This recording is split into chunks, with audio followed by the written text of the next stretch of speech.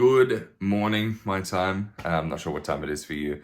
If you're anything like me, I always make sure that I've got AppleCare Plus on at least my watch and my phone, right? But recently, since I bought my last sort of Apple devices, the process has changed. So in Australia, there's some new regulation or law, I believe, that you're not allowed to sell or even offer to sell extended coverage on tech devices for a period of time. I'm not sure why. I think people thought they were being forced into buying things like AppleCare. So be it. I just prefer it. It's just I know I'm prone to accidents, so I'd rather have accidental damage protection covered by Apple, nice and easy.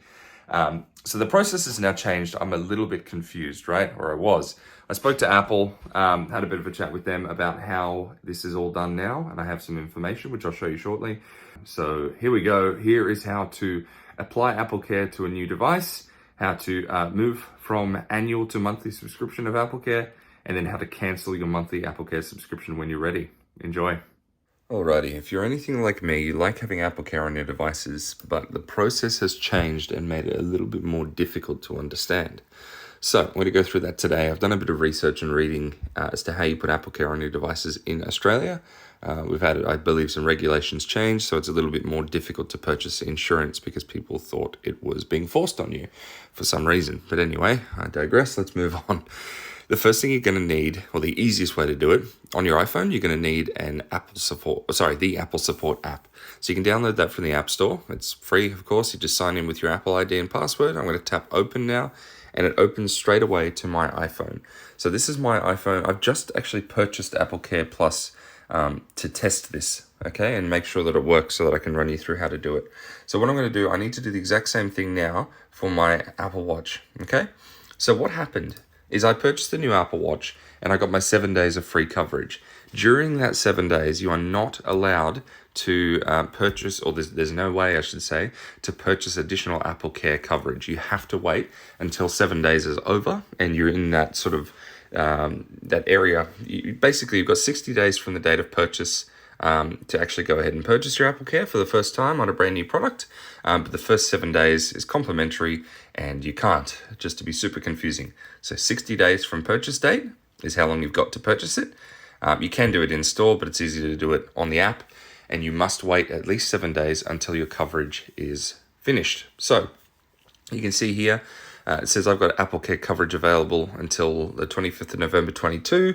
It's 5th of October today, so I'm going to go learn more.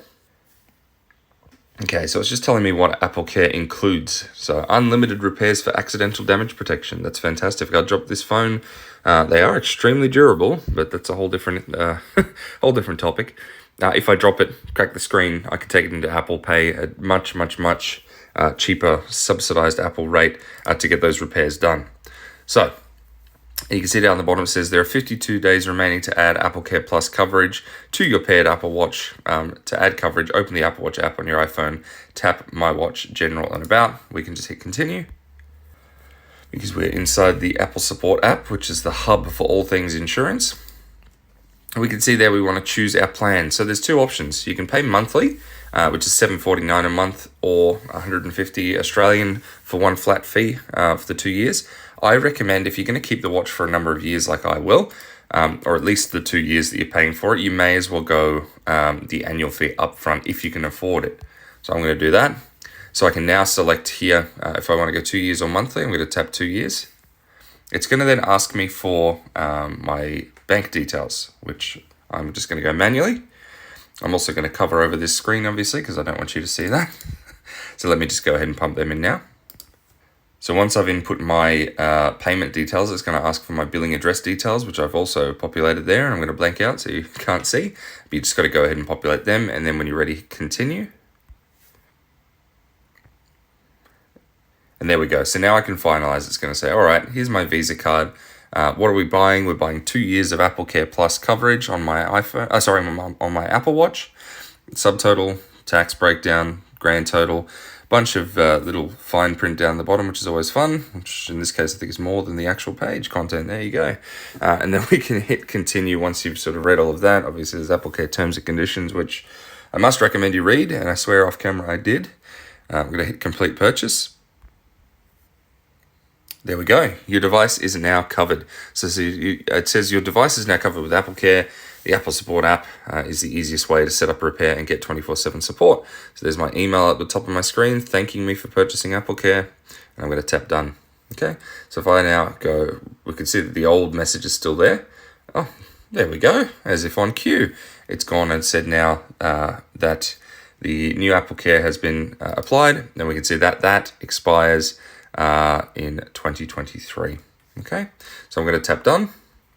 Now, the other thing that I've been asked, my wife has asked me, is what happens when you've got an existing Apple Watch or an existing device and you want that covered beyond the 2 years. You can actually move to month.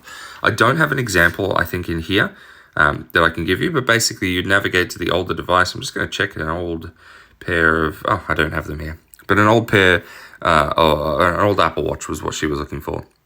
What you have to do is you have to wait until the 2-year coverage is up, and then you have 30 days. So unlike new devices where you've got 60 days from purchase, from the date of purchase, for existing devices that have had the 2-year AppleCare coverage, you've got 30 days from there to make your purchase. Okay. Now, final thing I'll run you through is how do we take an older iPhone off AppleCare, or old device off AppleCare. So I upgraded from my Apple Watch Series 4 to the Apple Watch Ultra. My Series 4 still had AppleCare until the day that I have sold it, which I'm yet to sell.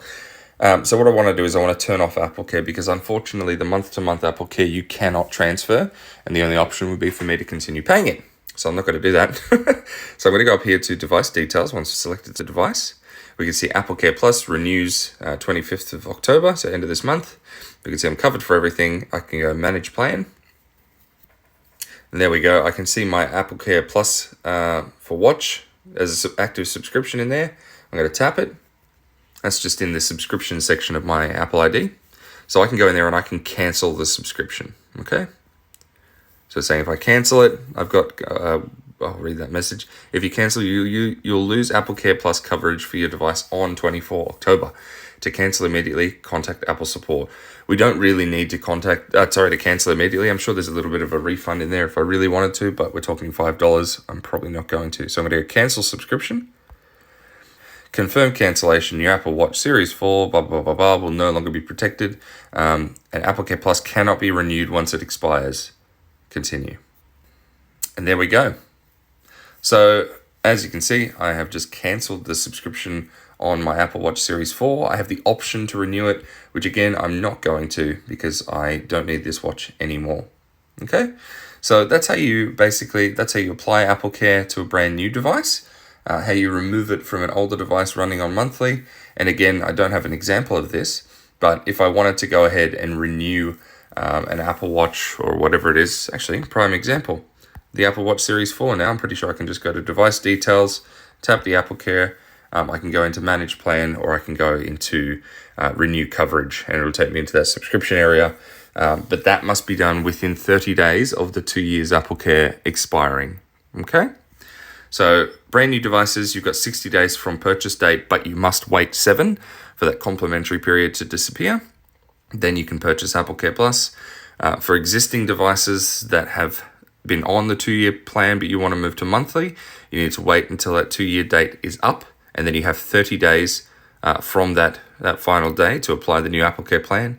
And for older devices on the monthly, you just need to go into the support app, find your device, manage your AppleCare plan, and cancel the subscription.